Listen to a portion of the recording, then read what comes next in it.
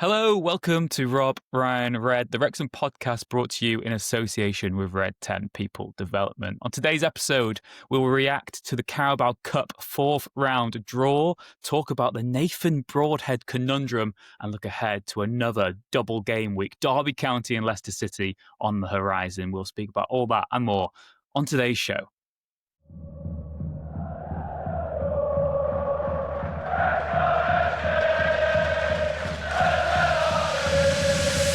Rob, Ryan, Red.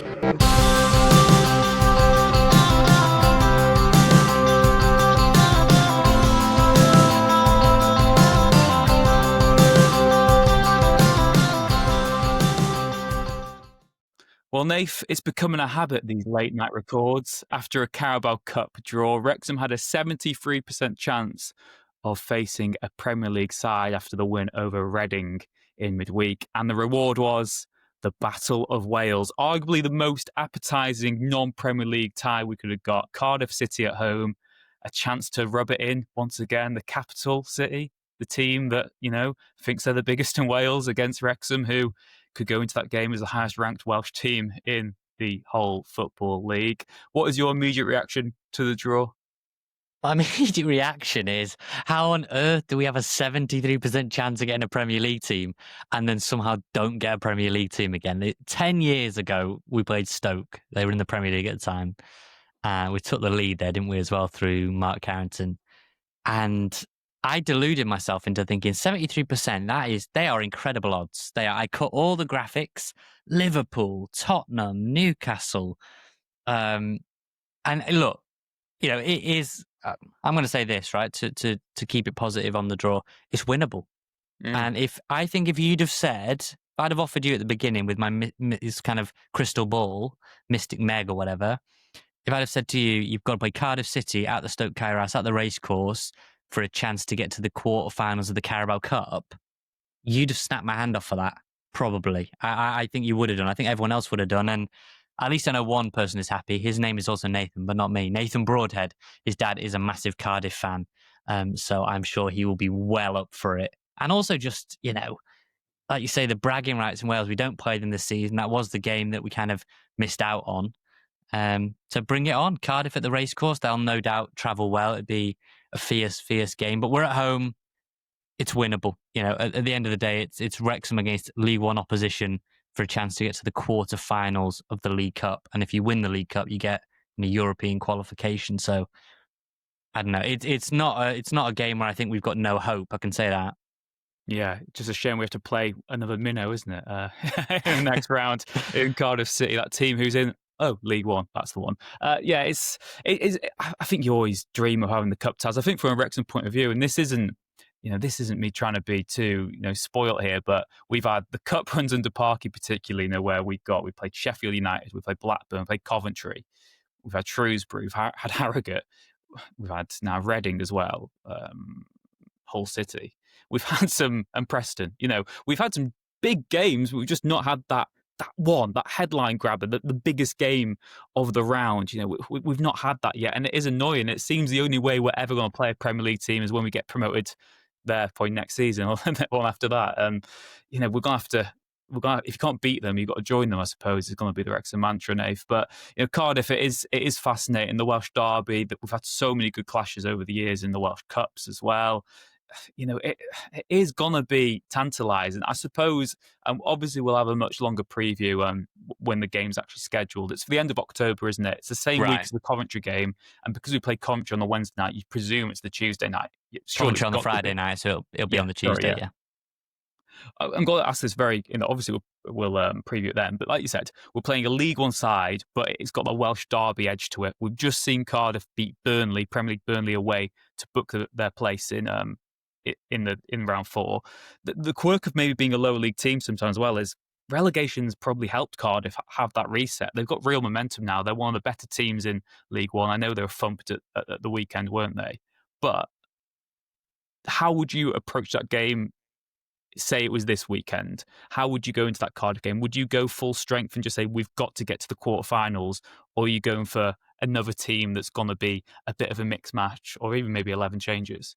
No, I'd go absolutely all out. I think this is such a, Cardiff are a solid team. They deserve respect. They've just knocked out Premier League opposition on the road. And I thought the Colwell brothers, Ruben Colwell and Joe, his brother, were very, very good. And I thought they deserved it, Cardiff, from what I saw on the highlights. So they were good value for their win. They deserve respect. They are going to come to the racecourse and think they can establish their dominance in Welsh football. And look, Swansea are playing Man City, Wrexham and Cardiff. So there is going to be a Welsh team in the quarterfinals. And we got to hope it's us. And I would play Sheaf. I would play Kiefer Moore. I would play Broad. And I would play Windass. You get to the quarterfinals of the Carabao Cup. And even by our chances, you'd be guaranteed that big fish then. And you can also see, surely, if we get through, surely to God. And also, I would say that at that point, if you get to a quarterfinal of any competition, don't care who you are, Rich, you're not a fool for then even just speaking into existence the idea of a final. Parky's been there before with Bradford. Beat Aston Villa over 2 legs in the semi-final, 4-3 on aggregate, I think it was. And did he knock out Arsenal as well in that run to the final? Yeah. So Parky has been there and done it quite literally in this competition, the EFL Cup, the Carabao Cup now. And I think you've got to go for it. Don't tell me you're going to say mismatched team, because Cardiff are putting their strongest team out, which are winning most weeks in the top of League One. So I think you've got to go sort of player for player here.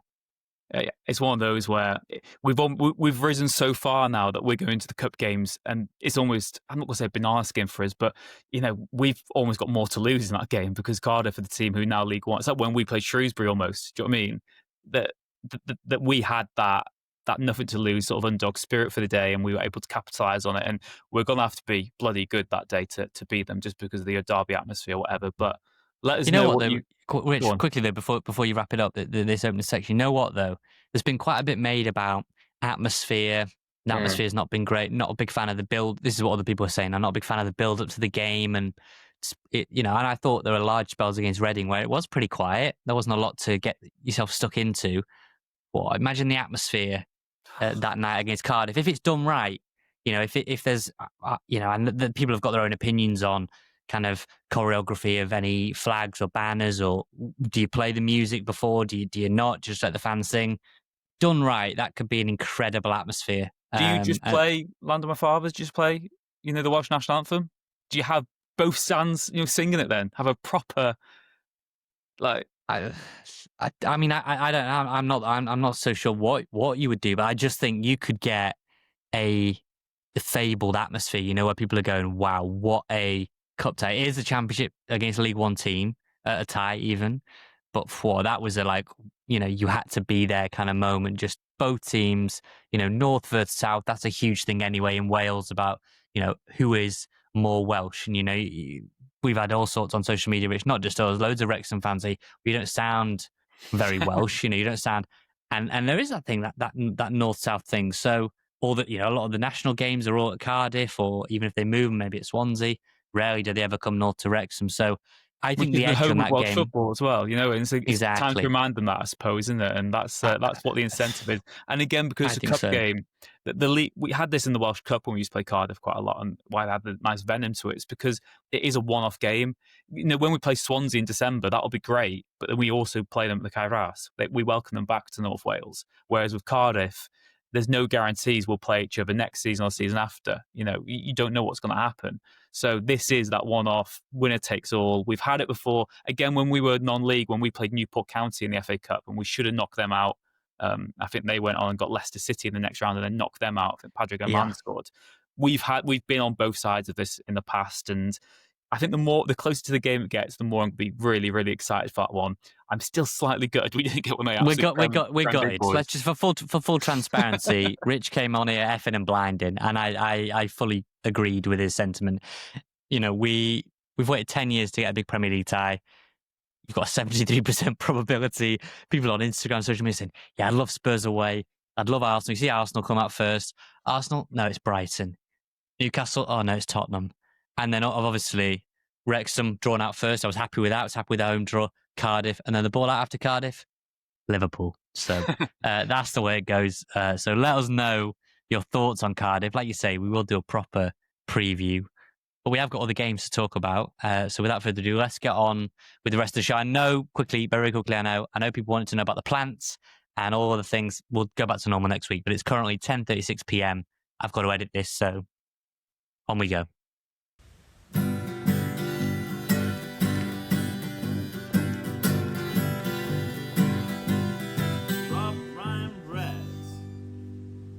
So, Nath, after all the talk about the fourth round, how about we actually look how we got there? Reading at home on Tuesday night, and it shows how far Wrexham have come that, a year ago, Reading at home in League One felt like a massive fixture. And now we were playing them in the Carabao Cup third round with a second-string squad, really. And first half, they were better, but by the end, it was quite a comfortable night for us, wasn't it? Yeah, they were better. I think you'd be encouraged if you were a Reading fan for the first half. And I won't go sort of behind the magician's cloth too much, but the guy who ended up scoring twice was a source of a great deal of frustration, not just for us in the first half, but for a lot of people, Nathan Broadhead. But I think we are just kind of quite slow starters with this new group. And I was sat next to, it was new people. I was just one of those that picked up a ticket wherever I could. And the main sort of conversation was it's a bit disjointed, but you are going to get that, aren't you, with 10 changes to the 11 that played against Norwich. So there is always that bit of feeling it out. Maybe Broda look a little bit, hit the post right in front of you in the Tech Enrich. But I thought by the end, second half, well, over the whole match, really, I thought Elliot Lee, worked his tail off, really. I thought he really put in, the hard yards. And you've got to remember that he's not even making the bench most weeks now in the sort of championship matches.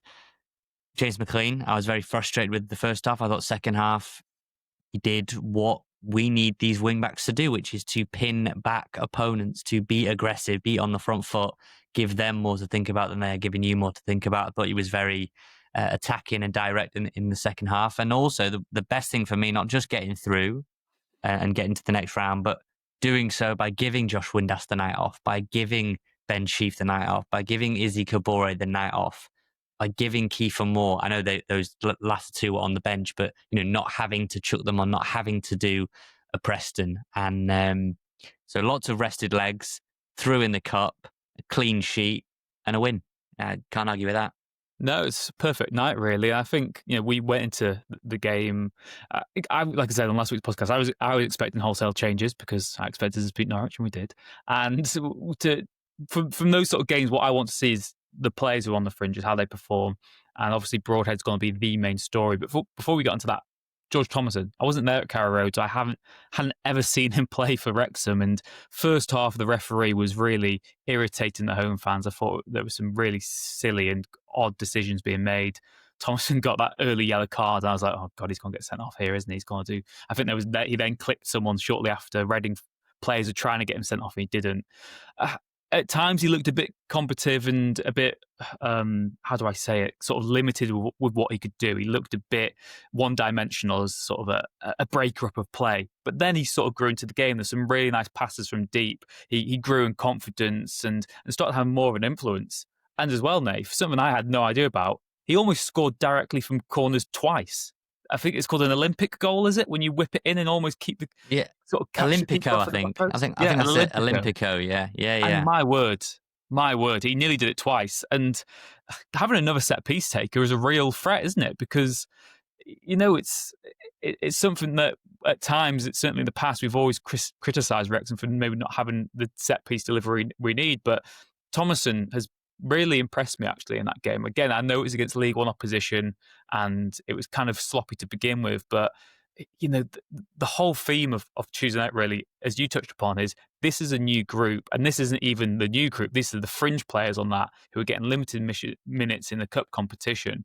And I think maybe we need to take a step back and realise that at times we're so early into the season with basically a whole new squad of players. And I know a lot of the players who played on Tuesday night had been involved in that League One campaign, but I was pleasantly surprised by Thomason, but Broadhead was the story, wasn't he? Well, on Thomason, I think the most curious thing to me, firstly, you've got to remember that he hasn't played a lot of football for a long time. I think at the back end of last season, he didn't get the move. He's injured for a large chunk of pre-season. You sort of sign him with an issue that you allow him to work on, bring him in gradually. He's seen others like O'Brien hit the ground running, gets a cameo at Norwich. difficult to draw too many conclusions from that. And then you get a first start where, imagine if we'd have been talking about George Thomason and the two Olympicos. Sounds like a very fun book, that one. Very, very early days for him. The most intriguing part for me with him is the fact that now we've changed the shape, and it's not wildly different. It's not the 4-3-3 or the 4-2-3-1 or whatever you want, but it is that 2 sitting, which I think we said early in the season, Rich, didn't we? At the very, very start, we sort of said this personnel lends itself to this, which is the back 3 as you would expect, 4 across midfield with 2 sitting midfielders, for want of a better phrase, 2 attacking midfielders off 1 striker. And I think that when you look at the striker ranks now, it's Kiefer Moore, then a fairly sizable gap, and then Smith, Hardy, Rodriguez isn't even really in the mix anymore in terms of his injury. So I don't think we've got people really pushing Kiefer to knock him out of the team, right? And yet what we have got is a lot of potential 10s. One of those isn't George Thomason, but actually, when you're looking for someone to sit alongside Ben Sheaf, you'd have to say probably George Dobson is favourite right now, but that's got to be the target for Thomason, that I can establish myself. I have been a club captain at Bolton. I can be the guy, the mobile player to sit next to Ben Sheaf. And I think moving forward, depending on how it shakes out, could O'Brien sit in there? I would love that, to have O'Brien and Sheaf. But right now you've got O'Brien playing well. Dobson's playing really well. I think he's been one of the sort of most impressive players in terms of those that have stepped up and not arrived. But Thomason, that's the challenge now, right? You were League One last season, like Wrexham. Now let's see what you're made of at Championship level. And I think this change around suits him a lot more than others. You mentioned a good point there as well, that a lot of the players we signed in the summer, most of them have kind of been there and done that before. They won't be coming to Wrexham saying I've got a point to prove, because they've already proven themselves elsewhere. But Thomason's another who has made the step up to Championship level, and he's in that same sort of camp as Dobson, someone who's got maybe higher pressure on him to deliver at this level and prove he's good enough for this level, whereas other signings have been here and done it before. Also want to give a shout out to Lewis Brunt, arguably the man of the match on a night. Obviously, Broadhead will get the attention for the goals and making the bigger contribution at the other end, but Brunt, particularly, ever since he came on at Norwich, he changed that Norwich game at the weekend as well, didn't he? Like, we were much improved with him on, and changed sides from left to right centre back against Reading. And he is another player, maybe as we said just then, who has gone up a division and has that pressure on him to prove himself. And after a shaky start to the season, it's really good to see him settling now, isn't it? Competition for places. That is, the old adage where sometimes you think, well, how are you going to get in ahead of Ben Sheaf or Callum Doyle or Kiefer Moore? It's easy to get despondent for players that are, on the periphery and go, well, my only hope might be getting 10 minutes at the end. We saw, obviously, Callum Doyle come in. He played really well at Preston, and, Lewis Brunt came on as a substitute, and we thought, well, okay, well, that's Brunt will be, the backup now, the next man up after Doyle. And you have to say that Brunt's responded brilliantly to the challenge. Now, let's not forget that Brunt has come from good stock in terms of Premier League academy, got a lot of matches, men's football under his belt as well at Mansfield and with us. And it's not like us to, ever prematurely write anyone off or be too critical or anything like that. But I think he's responded exactly, if you're Parky, as you would want him to. And like you say, I think for me, he was probably the standout player against Reading, where we had a lot of the ball in our own half. And when it, kind of came towards the end and they were throwing a bit the kitchen sink at it, we needed Brunt to be strong. And like you say, it's not easy, I don't think, in game. One thing I absolutely hate is disrupting the defence during a game.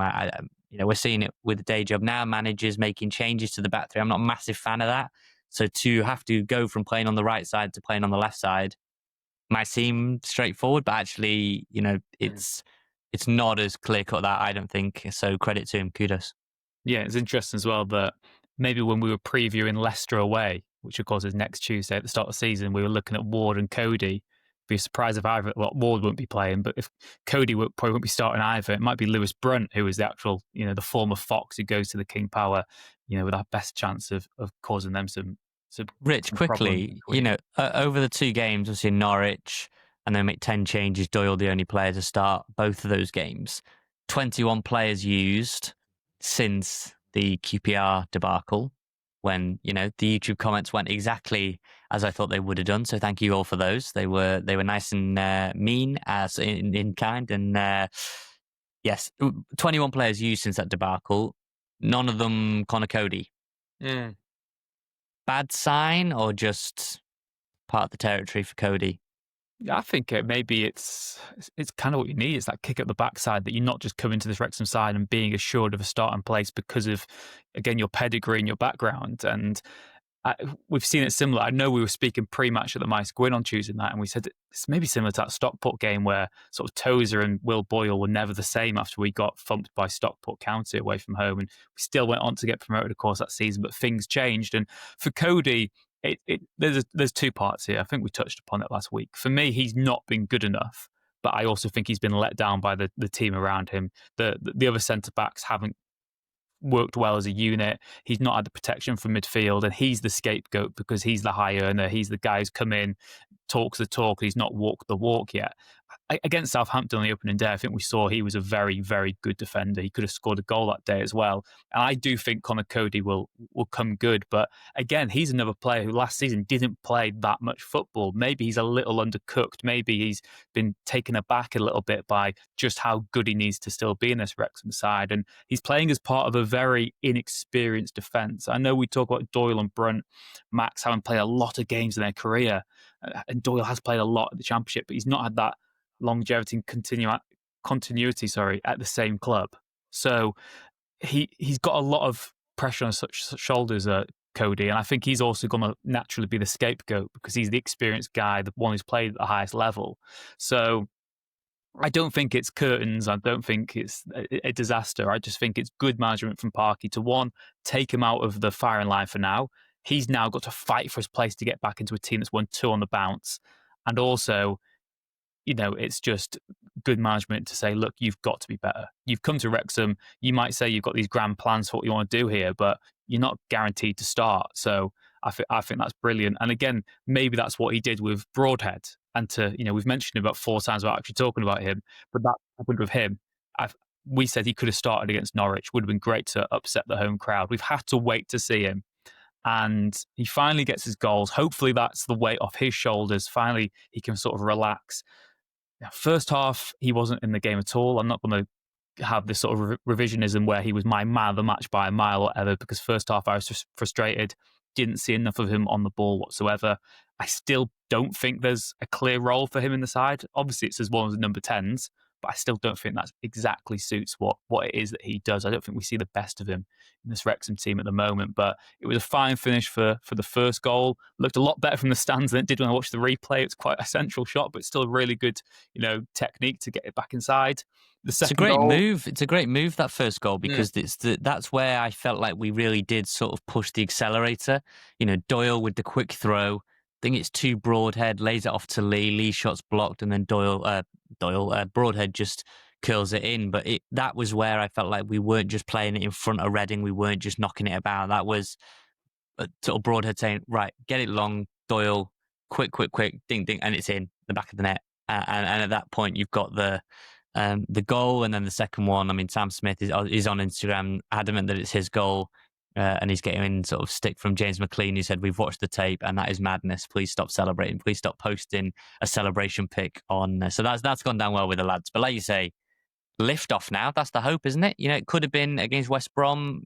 Then he obviously had some injury problems. But it's always a funny one, isn't it, Rich, where they will say club record signing. It's like nothing they could do about the price tag. Like, doesn't matter. It's nothing they could do. But any human being, you must weigh on you as a forward to go, another game gone by, I haven't had a chance, I haven't had a shot, I haven't had a goal. That's gone now. Got the monkey off his back. And, let's hope now that if it is in the longer term, Broadhead, Windass, Moore, should be a lot of goals in that front three. Oh, certainly. And again, I think it is just a factor of modern football sort of fandom and reporting and coverage, is that we are way too quick to pass judgment on people. And, Wrexham in a headline is sexy enough. Smash transfer record for Wales International. There is so much scrutiny on Broadhead, and there'll be a willingness from the outside for him to fail and be wasted money. Ryan Reynolds doesn't know what he's doing, and you've got all this scrutiny on a player, and he's played a handful of games for Wrexham. He's predominantly been a substitute. You can't pass judgment on him whatsoever. Even the games when he came on, he was coming on. He replaced Windass, didn't he? Against, was that the West Brom game? West Brom, and Parky didn't want to bring it. Yeah, Parky didn't want to bring him on, right? He was like, well, he's basically had one training session, two training sessions. Like, I didn't want to use him, but needs must, Yeah, I've listened to interviews with sports people from various different sports from different eras, and they've said, look, in the 80s and the 90s, even the sort of early 2000s, mid 2000s, whatever, social media didn't exist, so you weren't getting these sort of rash, quick judgments where that's it. We've seen you play one game. Are you good enough or not? They had time to settle. They could get stinkers out of the way because there wasn't this intense scrutiny and demand for constant content as well around them. It gave them time to settle. And I said this last night to Dewi, who sits in front of me at the games. I said, Broadhead's playing at the same level Rathbone did last year. The first half of last season, Rathbone wasn't considered a good signing, really. He came in for, was that a club record fee at the time as well?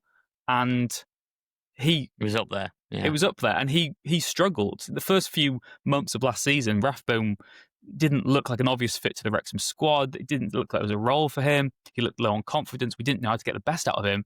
And he finishes the campaign as the guy who gets us promoted, gets player of the season. I'm not saying Broadhead's going to go exactly down the same street, but there's comparisons there. It's so early in the season. I like the comparison, Rich. Yeah, I like that's a very. I hadn't actually thought about that one. So I like that comparison a lot. It's very. I don't want to sort of blow too much smoke at you behind, but yeah, it's a very apt comparison because it was kind of.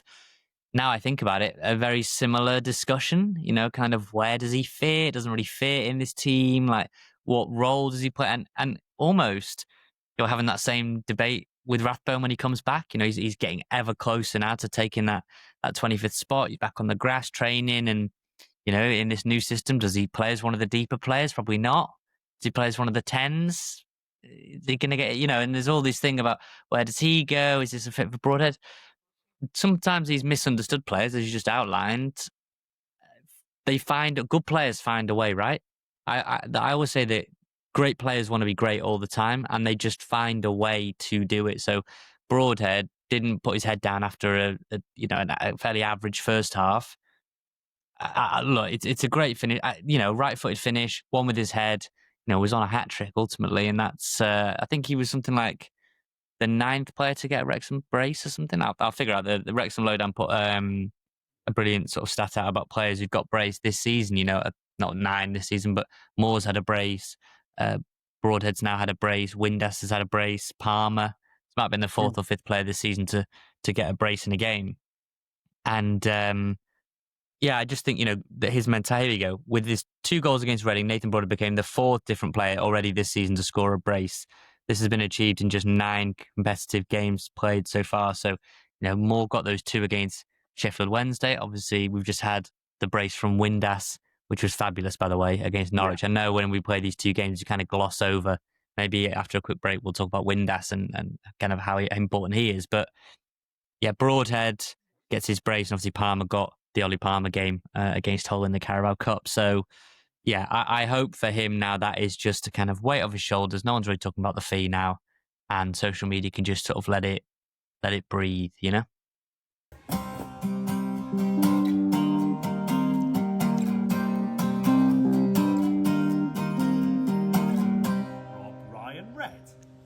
Well, Nath, you mentioned it there, the Norwich win at the weekend as well. We got to see what maybe an optimum Wrexham 11 can do. Kabore on one wing. Hopefully we get to see Kakache on the other at some point as well. We've spoken about it, those wing backs who can pin over teams back and ensure that they can't go all out attack because they've got to be frightened of what happens behind them.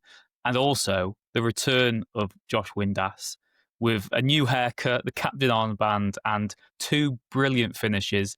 The second one will get most of the attention because it's from further out, a beautiful curling shot. The angle's delicious. But the first one as well, the bouncing ball into the box, he just sweeps it home and makes it look so, so easy. Josh Windass, is there even an argument that he might be Wrexham's most influential player this season?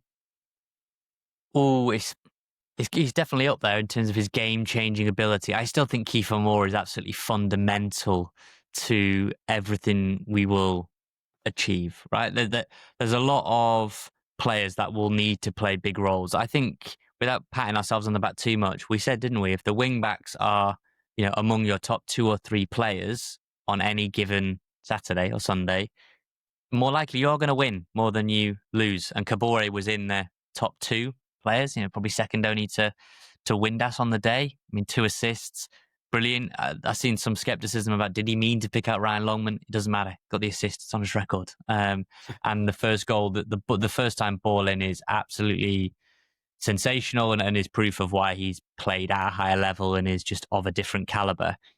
Josh Windass, though, to get him on a free, that'll easily be one of the best signings anyone makes in the Championship all season. To get a player that is probably worth 10 million quid on a free, a goal scoring midfielder, the de facto 10, he is in a position that he wants to be. He wants to be off the forward and not having to be the one who's back to goal and everything bouncing off him. He can operate in those pockets. And like you see, he can drift out wide, come back in on his right foot and curl it into the top corner as he's doing against Norwich, or sneak in unmarked. And the finish for the first one is just outstanding. I know you're looking at it going, there's no one around him. It's just a kind of tap in. It's far from a tap in. It's really, really difficult technique. And what does that put Josh Windass on now to start the season? 3 goals, is it now, with his penalty at Southampton?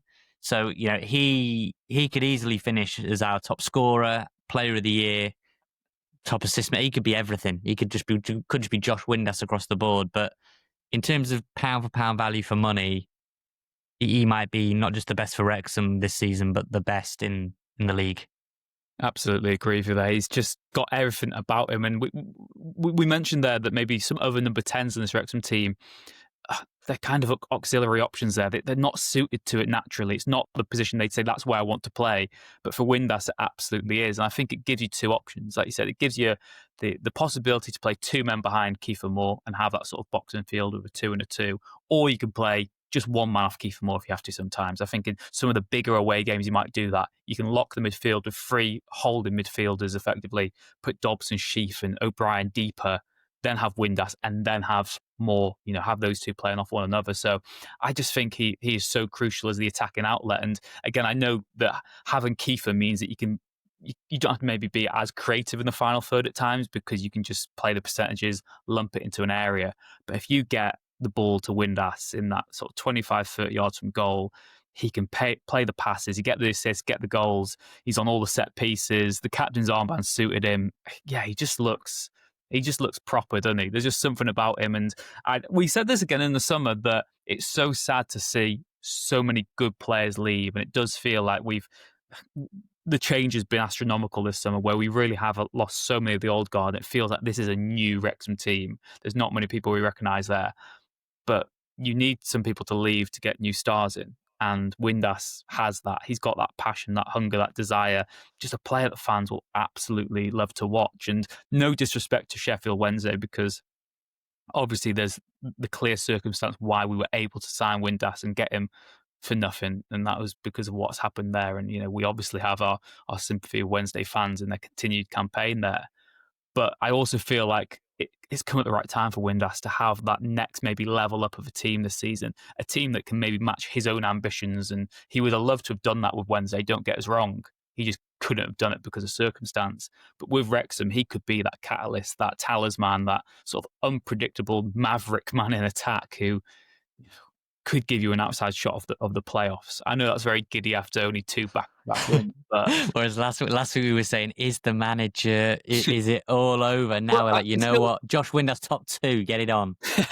I still think that both of those things can be true, in the sense that we saw against Norwich that an optimum fully fit Wrexham team can do a lot of damage, but you're not going to see that all season. And I know we've beaten Reading now. We've got that first home win in normal time. That hopefully should be a relief ahead of Derby this weekend. You still wonder what Wrexham can do without, say, if Kiefer Moore's not available, or if you've not got both of your wing backs, what can they do? But we've seen enough positives now this season. We're still so early in that you've got to be looking at it with excitement rather than trepidation. Rich, what I love about Windass, and I hope people take this in the right way, is the arrogance that he has, the ego. You need that at the top level, to make it look, you don't want in the National League, League Two, you don't want a really obvious sort of flamboyance and arrogance, because there's nothing to be arrogant about, going away to Havant or Barrow on a Tuesday night or whatever. Like, you are at a level where you just need to grind it out. And I felt like we had really disciplined, rugged footballers, good footballers, but just, no one was sort of taking themselves too seriously. I'm not saying that Windass is right now, but I think at the top level, you need those showmen. I see him as like a showman. He goes out there, he can score from range, he can assist, he can lead the team with the armband, he can call people out, he can call himself out. He's just got this belief that he walks out on the pitch and he's the best player. And a lot of the times he will technically be the best player. But even if he's not, even if he isn't the best player out on that pitch, I still think he believes he is. And you need that. You need, at this level now, we need showstoppers. We need match winners in games where we might not be amazing. And let's not be too revisionists that, we did fall behind at Norwich. Another mistake in behind the wing back, a fairly familiar problem. And I actually felt like, okay, it's not just Windass. Kabora was amazing. Sheaf was great. There were others in there. Dobson was particularly good. But arguably, Windass put the team on his back. 2 goals and just said, right, we are turning this ship around. And what did we say after the QPR match is that when we conceded, we were like rabbit in headlights. Just couldn't sort of steady ourselves. And actually, we got in to half-time. We steadied ourselves. Windass got the armband on, maybe a few home truths. We don't know. We weren't in the dressing room. But he's gone, let's just put the team on our back. He makes a run that no one sees coming. Great finish from the Kabore cross. And from then on, we were just... We were so good after that point. We weren't bad first half, but we just couldn't get that kind of breakthrough. But Windass back in the team just gives you that showman, gives you that showstopper. And that's what you're going to need in games. Broadhead, turned it on when he needed to. And the more players like that you have in your team, the more chance you're going to win a lot more games. And we mentioned this on the flip side, that so many teams in the Championship have these attacking players who can cause you damage. And the QPR game was evidence of that. We weren't playing a particularly good team this season. They won't be maybe even top half, but their wingers just tore us to shreds. And we maybe lacked that ourselves. But now I do feel fully fit. Opposition will be saying, well, they've got Kabora, they've got to watch out for, they've got Windass, they've got Broadhead, they've got Kiefer Moore who's going to occupy our centre backs. You can now look at us maybe from sort of a neutral standpoint. I know we're not very good as neutrals, and say that Wrexham team has those flair players, those people who can create something out of absolutely nothing. And we've seen that across the last 2 games. Windass scoring out of nowhere at Norwich, Broadhead scoring a goal that not many other people would have necessarily scored against Reading as well. So that's really exciting. I do just want to, I've got one more position I want to talk to you about, Nath. It can only be brief because it's a positive podcast. I just want to ask you about goalkeepers. Burton came in against Reading, was very solid, very standard. We had a discussion in our WhatsApp group, our private WhatsApp group, must say. What happens in there stays in there. But one of the points of conversation was, look, we've all been really impressed with Burton, but he's never really had to play in a game that matters that much. And it's kind of always had that asterisk next to his performances. Arthur has made some massive saves as a Wrexham goalkeeper. He was crucial in our promotion last season. You can't forget that. I'm thinking Wickham away, particularly, where he makes an outstanding save. And if we don't win that game, we might not even go up in the end. He was fabulous. Against Norwich, the last goal, I think, he's at fault for. Ultimately, I do think that. And if that's a goal that, if we don't win that game, if that was 2-1 and he drops that and they score, I think there'd be more outrage on him. He's a young keeper. He's come up with the divisions. We can see him getting better every season as well. I'm not saying he's not good enough. I think he's just a work in progress. Where do you stand on that? Do you still think it's just Arthur's the goalkeeper till Ward is hopefully eventually back at some stage? Obviously not a spot for him in the squad anyway, if Rathbone comes back. Or do you think Burton is a credible backup?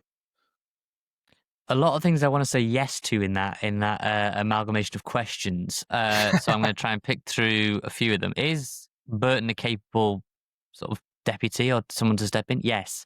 I actually, in the private WhatsApp, with stress again, what I didn't challenge you on was that I think Burton has played in a meaningful game. I think of Stockport away, where he came in and was one of the best players on the pitch. I think we ended up losing that game, did we? I think, but he was very, very good. Yeah, very, very good, and made a lot of saves and stopped it being a cricket score. So I think he hasn't played in as many games that matter, but he has played in games. I think firstly, that's what I want to say.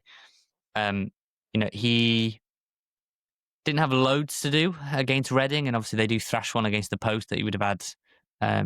Could have said nothing about. I think with Arthur, yes, he'll have been disappointed with some of the errors. That every error gets magnified as a goalkeeper. We said it before with Danny Ward, conceding at his near post, he would have been disappointed by.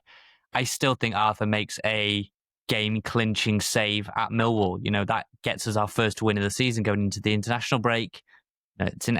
If you watch that back, it's actually an incredible save on the line. His shot stopping, I think, is really good. And I think at this point, what we need so badly now is we need to settle on a back three, or arguably we need to settle on our back six, the back five plus the goalkeeper as soon as possible.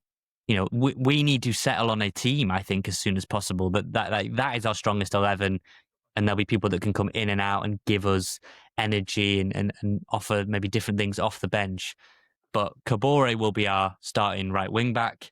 Left wing back at the moment will probably be Ryan Longman after his goal at Norwich. The back three, we spoke about Cody before, that's up in the air. Doyle obviously came off against Norwich and started against Reading. Brunt's playing well. Dom Hyam came in as the central centre-back. Max is playing well. Max probably the best centre-back, I thought, at Norwich. Goalkeeper, Arthur is now the de facto number one, but Burton is playing well, and Burton is very much an able deputy.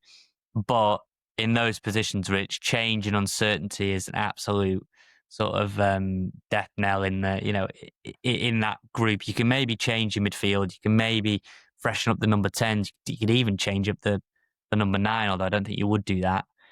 But defensively, we've said it last season, we said it the season before. Partnerships are absolutely imperative, knowing knowing what kind of run Kabore is going to make, or what Longman's going to make, or Kakache, or knowing that Hyam wants to press and maybe Brunt would have to drop off, or Doyle would have to drop off, or vice versa. And those are things you build up in game, knowing that, okay, Arthur wants to look for this or wants to play short, and you can only train so much. You've got to try and get those positions nailed. And I would stick with Arthur. I would at the minute. I think, yes, there have been a couple of errors, but there are a couple of errors for Danny Ward. And we sort of said that he wasn't going to take Arthur out the firing. He wasn't going to take Ward out the firing line, and he did stick with him. And then he comes up, obviously, with the big save the game after West Brom at home to Sheffield Wednesday, when he basically saves us a defeat at home. So trust in your goalkeeper. There's many more examples of him making crucial saves compared to the errors. Also, I was just going to say, I got up this then. Richard Sutcliffe, who will have to get on the podcast again soon, Sutcliffe in Athletic, he named his strongest Wrexham 11 when everyone's fully fit in the Athletic, I think last week. So should we go for that quickly? Very quickly. Changed it so quickly. So this is what Sooty said down as his strongest Wrexham 11 when everyone's fully fit. So any abuse, please direct it to Sooty rather than ourselves. He went Okonkwo in goal, a back three of Max, Clareworth, Connor Cody and Callum Doyle. His wing backs were Kabore and Kakache. Midfield, Sheaf, O'Brien and Rathbone. And then Windass and Kiefer Moore. We can maybe get a graphic of that on screen as well if you are watching on YouTube. Maybe email us, let us know, Rob Ryan Red, what you think Wrexham's strongest lineup is right now. Okay, the nuances, you don't always get to play it, as we've said on this podcast, but let us know, do you have a strongest Wrexham 11 at the moment? Which position do you think is most hotly contested?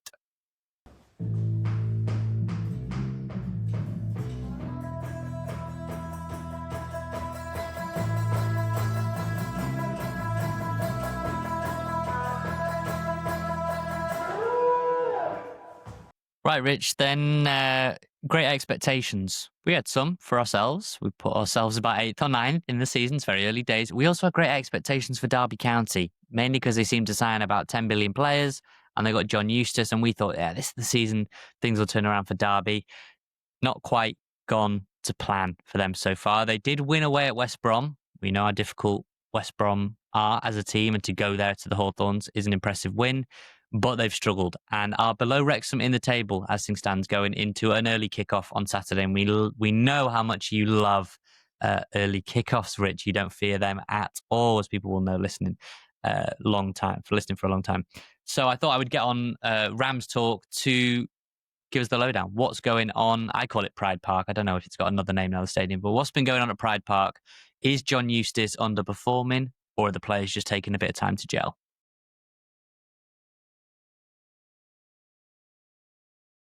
Right, all things Derby County. Jake from the Rams Talk, as I said, was coming on the show. Here he is, live and direct. He's there. You can see him, or you're listening to him. You can hear him.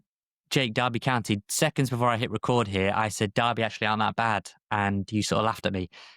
They're below Wrexham in the table, but on the face of it, they've been in every game. I feel like is that how you feel as a Derby fan? Yeah, hi Nathan. Thank you so much for having me on.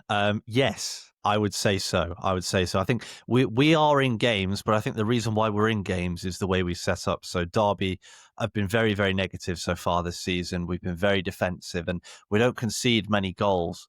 We do tend to score a few goals. We've got one of the best conversion rates in the championship, 19% conversion rate, which is pretty obscene. But that's primarily down to the fact that we don't create many chances. So we stay in games, but we don't really create a lot on the other end. Firstly, that's not a great formula. I don't need to be John Eustace to tell you that. That's not ideal. How are you lot feeling going into the season? Because I think, I've seen all these preseason predictions flying around, and there was a kind of feeling that Derby are that sleeper team. Everyone always picks those kind of hipster team choices that, this team's going to sneak in and do well. And everyone's sort of at Derby doing quite well. A lot of signings. Eustace is obviously very highly rated, as we've seen it at Blackburn and at Birmingham. People have watched the Amazon Prime documentary, see what happened there when Birmingham got rid of Eustace. So good manager. You've gone and picked up some good players. We'll get into some of those players shortly. On the face of it, what were you thinking going into the season? So I think John Eustace is an excellent manager. And end of last season, we were on the ropes. We basically needed to win 60, 70% of our games to survive. And we did. And we stayed up on the final day by the skin of our teeth. And this year we thought, right, we've got a proper manager in the building now. We can start to grow as a team. Where I think the important thing is, I think a lot of people knew it was going to be transitional. So we made some really good signings. You look at the signings on paper, Patrick Adjumang, close to 6 million from Charlotte. He's a US international. I'm sure your US listener base will know all about him. Gets quite maligned in the USA, but when he's played for Derby, he's looked excellent so far. And Rhian Brewster, Bobby Clark, these are all pretty sizable names that are coming to Derby. Whereas before we were signing players from League One and League Two, we're now signing players that look like genuine, competent Championship footballers. The expectations were high simply because I don't think we're used to it. We're not used to signing good players. Since we went into administration all the way back in 2021, we've not really had many really good players come in. All the players we've brought in have been frees pretty much. We hadn't really paid many fees at all. So to have players come in for fees, players that have got good history in the league, everyone expected a lot. It's not started too well, but I think, like I said, it's transitional and we'll get there. I'm sure. I hope. I pray. Well, we shall see. I mean, some of the signs I'm just looking at here now. You picked up Ben Brereton Diaz on loan. A player that, for whatever you think of him, and I know there's some wild opinions on how good he is. And he's been at Sheffield United, been at Southampton, been in the Premier League. That is a solid Championship player with international pedigree for Chile. Lewis Travis was on Wrexham's radar for a while before they ended up going in a different direction, but solid midfielder with Blackburn. Obviously, someone Eustace knows well. You went and got Owen Beck on loan. That was a player that Wrexham did quite like and were interested in for left wing back. Picked up him. You got Carlton Morris, obviously at Luton, good goal scorer. I think we've already seen him get a couple of goals.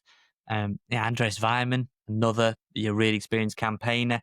Adjumang was the one I did want to ask you about, though, just to expand a little bit upon what you already said, because that was somebody that we were under the impression that Wrexham were at least keeping tabs on and having a look at Charlotte.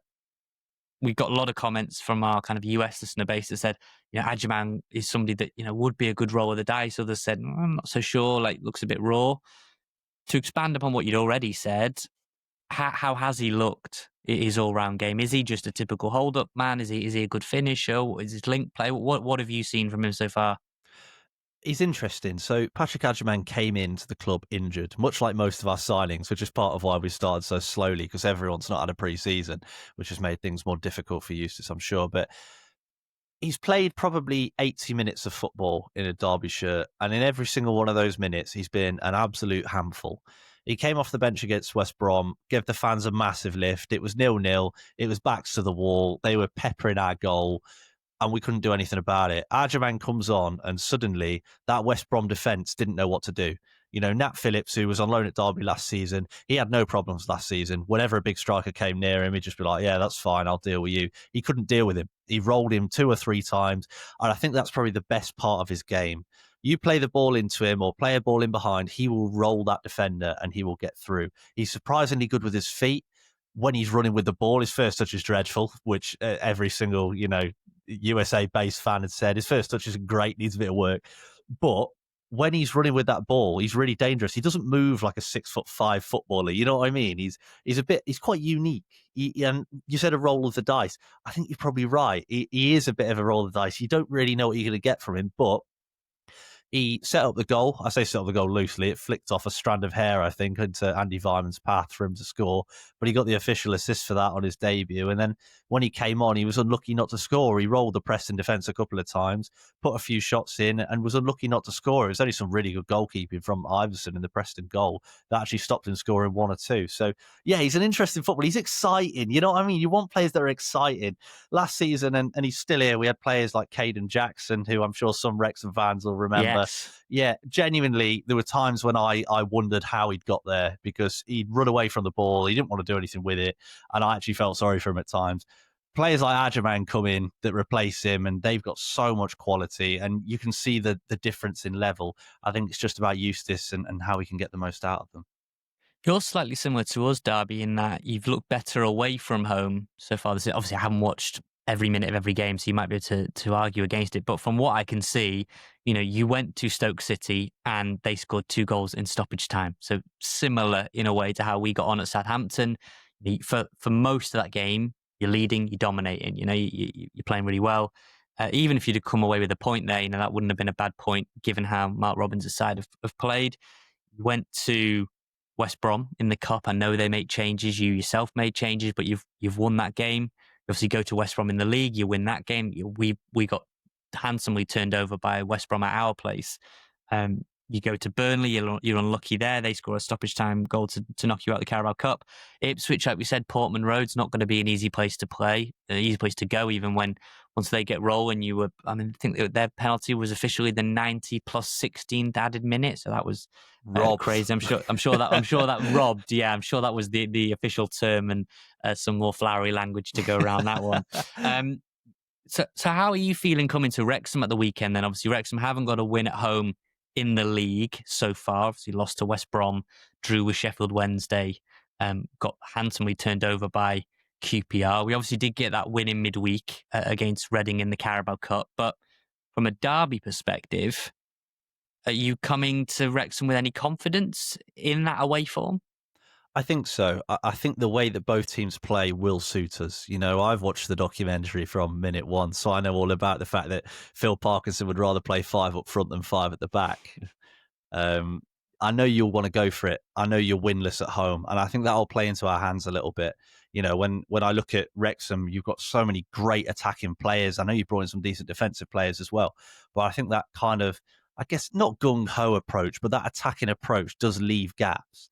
And I think when you get up to the Championship, as you found so far with teams coming to the Stock Kira, it's a different experience, isn't it? You've got teams like West Brom that can smash you on the break. They've got the pace, they've got the quality, and teams in the Championship just have that little bit more. And I think you need a little bit more in the side, if that makes sense. So I think that gives Derby a bit of a chance. I think you've got some quality players where I think you play quite attacking football, and that will help us. We are so defensive, mate. Honestly, I was about to say, I don't know who you're describing. We're not the most attacking football team ever. I think you've got us confused with someone else. We are playing the back 5. We are trying to be solid. So it might be the worst game of football ever seen. It might be sort of 3 to 5 goal thriller. It could be anything. What is obviously key, the wide areas. We've gone and got Izzy Kabore from Man City on loan. Revelation on his debut for us at Norwich, 2 assists. That has been where we have struggled. What is Derby's setup? Who are they playing out wide? Because it seems like the formula to beating Wrexham is just to have better wide players, as we saw with Roman Burrell for QPR, Fellows for West Brom. Even in the Southampton game when they had Robinson, Fraser, others. What is the Derby setup? What sort of team are we expecting, and who'll be playing out wide? Well, usually we play at the moment a back 3/back 5. Our wide players, we have Max Johnston at right wing back and Callum Elder at left wing back. Johnston we signed in the summer for just over $1 million from Sturm Graz, so comes in from Austria. He played in the Champions League, played in the Europa League, played in the Conference League, won a few titles over there, and he's only 21, 22 years of age, and he looks a really good player.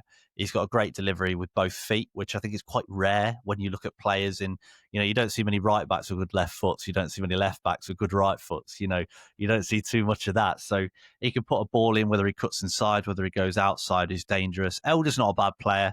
I think he's a pretty solid Championship player, but the way we play isn't great in that manner. So our wing backs sit quite deep and away from home, and you'll see this in the first half. We will sit very, very deep.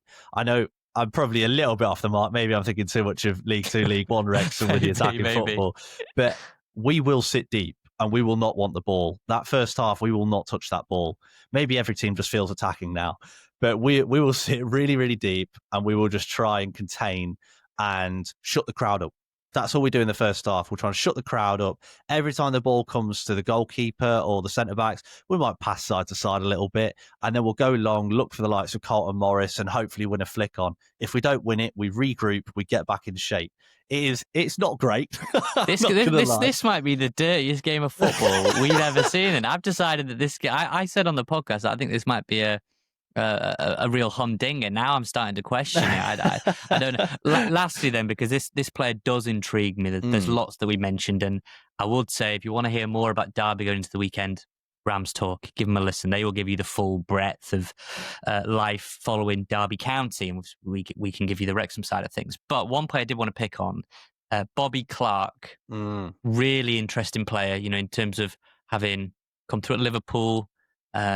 Fiorentina for a little bit, I think. It didn't quite work out there. They ended up at Red Bull Salzburg. In terms of pedigree, you're talking like major European teams. And with respect to Derby, it's Derby in the Championship. So I'm probably not how Bobby Clark saw things going for him. He's played in various positions. It now seems like he's more in the midfield engine room, if you will. What do you make of that move? And do you think he could be a difference maker for you, not just this weekend, but going forward? Well, it's funny because we played Salzburg in pre-season over in Austria, and I was there, and we were having a laugh with Bobby Clark, calling him a Liverpool reject. And then 3 weeks later, he signed for us, so that was typical. But I really like him. I think he's a really good footballer. He's really good technically.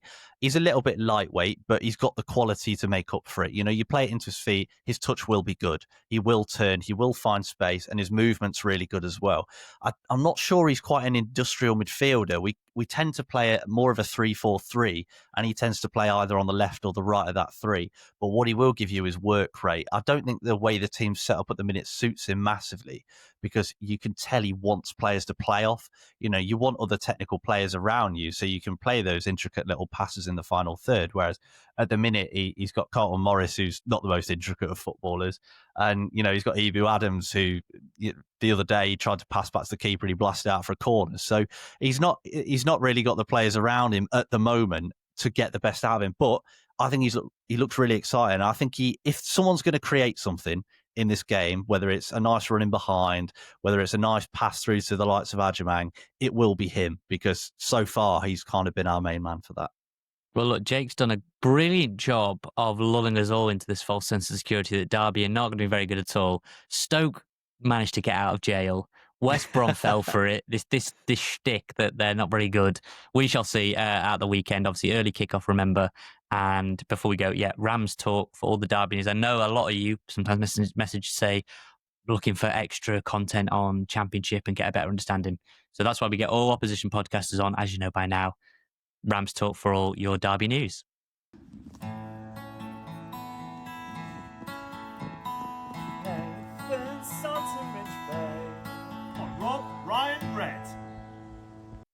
Okay, Rich, well, you mentioned Derby and you mentioned strongest 11 for Sutty. What are you going with for the weekend? We've seen 21 players over the space of less than a week. Any cases made? Any decisions that you're sort of struggling with, grappling with? I think maybe one change from the Norwich game for me is what I'd go with. I just think Lewis Brunt's got to be rewarded with a start now. I actually think that probably Callum Doyle drops out the side, bizarrely. I thought Callum Doyle started really brightly to his Wrexham career. I think the last few games he's not quite looked at it right now. Again, that's just adapting to his new surroundings. I still think long-term Callum Doyle is probably your best defender at the club and can do stuff that no one else can do in terms of starting attacks, building play up from deep. I think you've got to reward Brunt, though. I think the way that he's played. So for me, it'd be Okonkwo in goal, the back three that we saw against Norwich, but with Brunt in instead of Doyle. I think Brunt, Hyam, Cleworth. Yeah, and then you go to Kabore on one flank, and you've got to go Longman on the left. Yeah, midfield. Yeah, it's got to be Sheaf and Dobson, O'Brien. And then Windass and Moore. I think, again, probably harsh to say Broadhead's not starting after he scored 2 goals, but I think that is, again, a good bit of management is to say, look, you've had this great performance, but still not good enough to get into the lineup. Difficult to make a compelling argument, because in that system it would be O'Brien dropping out to have Broadhead as the left 10. I can't sit here and look at you all and Rich with a straight face and say that Lewis O'Brien shouldn't be in the team. I can't do it. Yeah. And I can't make a compelling argument that George Dobson shouldn't be in the team.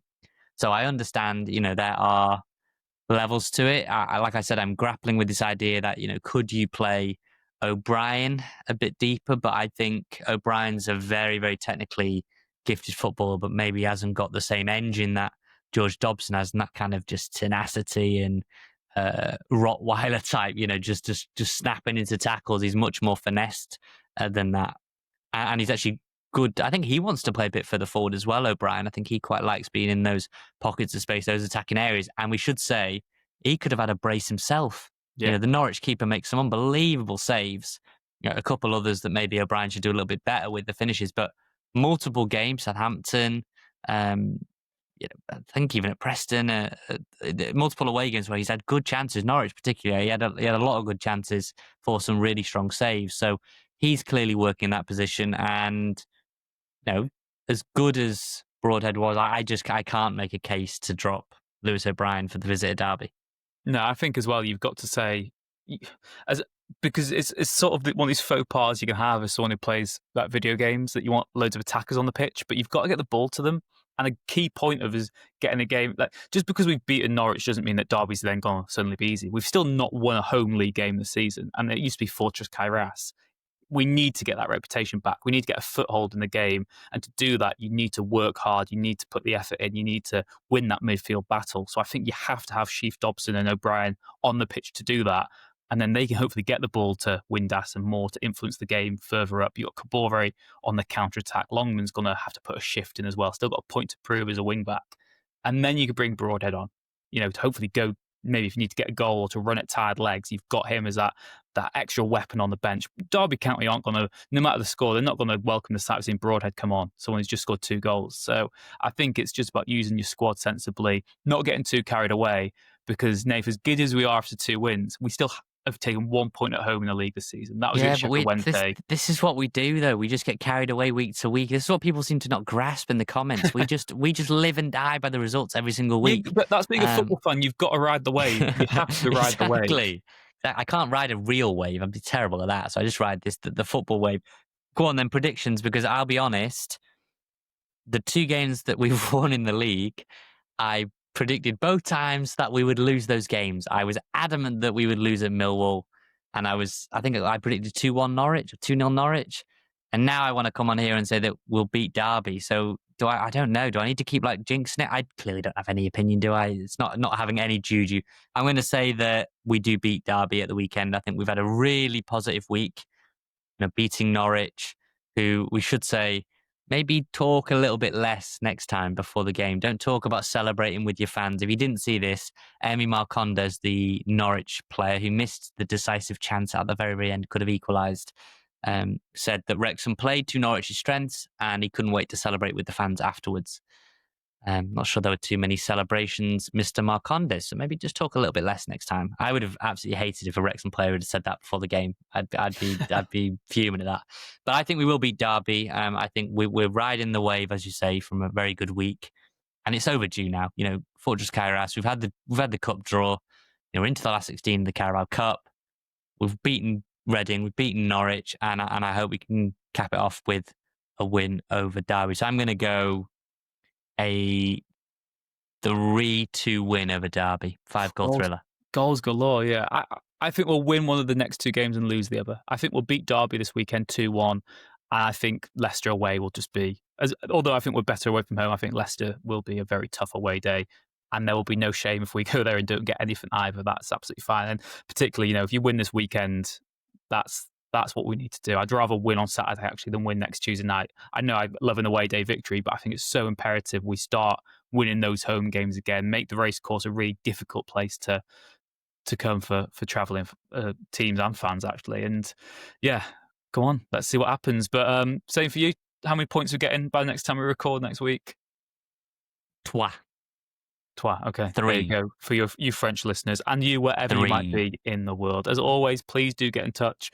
Rob Ryan Red on all the socials and robryanred@gmail.com. Let us know, what is Wrexham's strongest lineup right now? Which position, in the team do you think is the most hotly contested? Do you think Broadhead should start against Derby? Do you think Okonkwo should remain in goal, or are we just being pedantic saying that Burton has made a case to replace him? Let us know, like we said, on the emails. We'll hopefully be able to read some of those out next week as well. Thank you very much to Red 10 People Development for their continued support of the podcast, and to Wrexham-based band Hypnotic for the music, the stings we use in the show. Take care, and we'll see you again next time.